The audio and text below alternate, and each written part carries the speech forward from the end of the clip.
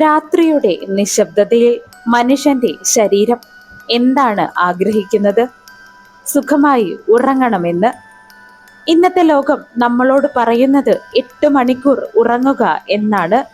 പക്ഷേ ചരിത്രം, ശാസ്ത്രം, മനുഷ്യന്റെ ജൈവ ഘടന ഇവയെല്ലാം ചേർന്ന് പറയുന്ന സത്യം അതിനേക്കാൾ വ്യത്യസ്തമാണ്. മനുഷ്യന്റെ ഉറക്ക രീതി ഒരിക്കൽ ഇങ്ങനെയല്ലായിരുന്നു. അതിന്റെ പേര് ബൈഫാസിക് സ്ലീപ്പ് എന്നാണ്. 2 ഘട്ടങ്ങളായി വിഭജിച്ചുള്ള ഉറക്കം. ഇതൊരു മോഡേൺ ഹാക്ക് അല്ല, മറിച്ച് മനുഷ്യന്റെ പ്രകൃതിദത്ത സ്വഭാവത്തിന്റെ ഭാഗമായിരുന്നു. ഈ കഥ നൂറുകണക്കിന് വർഷങ്ങൾക്ക് പിന്നിലേക്ക് കൊണ്ടുപോകുന്നു. വൈദ്യുതി വരുന്നതിനു മുൻപ് ഇരുണ്ട ലോകത്തിലേക്ക്. പ്രാചീന കാലഘട്ടങ്ങളിൽ, പ്രത്യേകിച്ച് മധ്യകാല യൂറോപ്പിൽ, മനുഷ്യർ ഫസ്റ്റ് സ്ലീപ്പ് എന്ന ഒരു ഘട്ടവും സെക്കൻഡ് സ്ലീപ്പ് എന്ന മറ്റൊരു ഘട്ടവും അനുഭവിച്ചിരുന്നു. രാത്രി പൂർണ്ണമായ ഇരുട്ടിൽ അവർ ആദ്യ 3 മുതൽ 4 മണിക്കൂർ വരെ ഉറങ്ങും. തുടർന്നവർ സ്വാഭാവികമായി ഉണരുകയും ചെയ്തു. ഈ ഉണർന്നിരിക്കുന്ന സമയം അവർ അസ്വസ്ഥർ ആയിരുന്നില്ല, മറിച്ചൊരു സമാധാനപരമായ ജാഗ്രതയിലൂടെ ആ സമയം അവർ ജീവിച്ചു. അവർ ഈ സമയം പ്രാർത്ഥനകൾ ചെയ്തു, ധ്യാനം നടത്തി, പുസ്തകങ്ങൾ വായിച്ചു, കുടുംബത്തോടൊപ്പം സംസാരിച്ച് ഇരുന്നു. പിന്നെ അവർ വീണ്ടും ഉറക്കത്തിലേക്ക് കടന്നു, അതായത് സെക്കൻഡ് സ്ലീപ്പ് അഥവാ 2ാം ഘട്ട ഉറക്കം. ഇങ്ങനെയുള്ള ഷിഫ്റ്റ് ഉറക്ക രീതിയെയാണ് പിന്നീട് ശാസ്ത്രം ബൈഫാസിക് സ്ലീപ്പ് എന്ന് പറയുന്നത്. ഇത് വെറുമൊരു സിദ്ധാന്തമല്ല, മനുഷ്യ ശരീരത്തിൽ പ്രവർത്തിക്കുന്ന ജൈവ ഘടനകളാണ് ഇതിന്റെ അടിസ്ഥാനം. അതിൽ പ്രധാനപ്പെട്ടത് സർക്കേഡിയൻ റിഥമാണ്, അതായത് നമ്മുടെ ശരീരത്തിന്റെ സ്വാഭാവിക സമയം നിയന്ത്രിക്കുന്ന ഘടകം.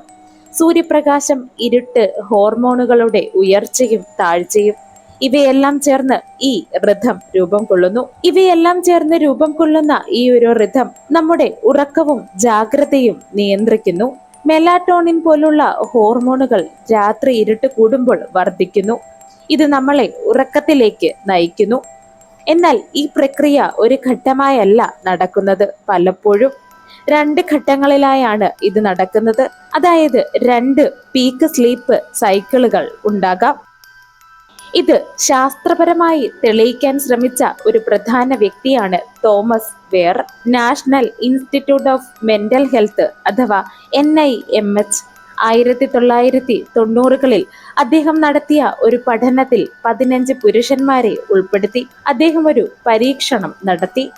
കൃത്രിമ വെളിച്ചമില്ലാത്ത സാഹചര്യത്തിൽ മനുഷ്യർക്ക് 4 മണിക്കൂർ ഉറക്കം, ശേഷം 1-2 മണിക്കൂർ ഉണർന്നിരിക്കും, തുടർന്ന് വീണ്ടും 4 മണിക്കൂർ ഉറക്കം എന്ന രീതി പിന്തുടരുന്നതായി അദ്ദേഹം കണ്ടെത്തി. അവർ ആദ്യം കുറച്ച് മണിക്കൂർ ഉറങ്ങി, പിന്നെ ഉണർന്നു, പിന്നെ വീണ്ടും ഉറങ്ങി.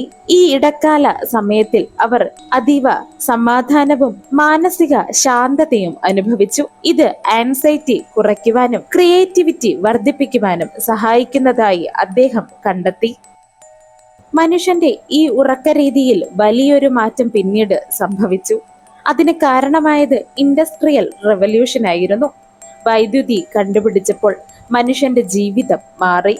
രാത്രി ഇരുട്ടില്ലാതായി, ജോലി സമയങ്ങൾ നീണ്ടു, പ്രൊഡക്ടിവിറ്റി എന്ന ആശയം ജീവിതത്തിലേക്ക് വന്നു. അതോടുകൂടി ഈ ഒരു സ്ലീപ്പ് പ്രകൃതിദത്തമായ രീതിയായി ഇല്ലാതായി.